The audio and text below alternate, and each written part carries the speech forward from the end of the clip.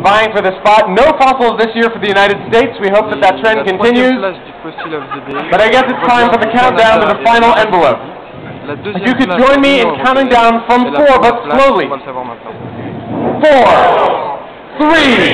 1, and the winner is Scott Horace, the United States of America. Its first fossil award here in Copenhagen. The United States wins its first fossil for 2 reasons. We are joined now here on the fossil stage by the Deputy Mayor of Santa Monica and Mayor Pro Tem Pamela O'Connor. Ladies and gentlemen, a round of applause for her joining us tonight. She is, of course, not representing the lack of ambition from the United States, but rather receiving, perhaps in hopes of changing the situation. The United States wins tonight's first place fossil, for 2 things. First, for failing to make any commitment on long-term financing to fight climate change in the developing world.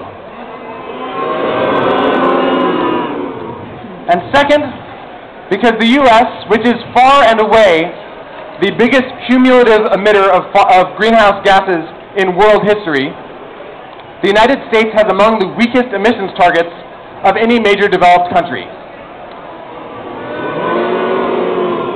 The U.S. targets amount to a 4% cut from 1990 levels. This while around the world the calls are rising for rich countries to take on targets of minus 40% from 1990 levels. If you added a 0, and by which I don't mean literally adding 0, which wouldn't change the sum, but rather, anyway, that might be better. The question remains, do U.S. negotiators represent the U.S. fossil fuel lobby? Or do they represent the United States people's call for the U.S. to join the community of nations, rich and poor alike, in a global, binding, strong treaty strong enough to confront catastrophic climate change? Will it be Copenhagen or Brokenhagen? The United States, all eyes are on you tonight. Okay. Hello, hello. I want to see, how many are Americans?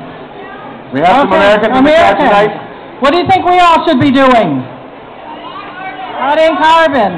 I'm here with other Americans besides these folks, with folks, council members, mayors from local government, and the folks in our towns and cities, the people of the United States of America. They're saying, make the treaty. They're saying, reduce emissions. They're saying the things we're doing in cities and towns across the country are making a difference. And it's time for us and our federal government to step up to the plate. We're behind them. We want it done. We want success here. So I'm sorry to have to accept this today. But in the spirit that the people of the United States of America, the peoples in the towns, the cities across the country want something done, we're here to make that change. We want that change.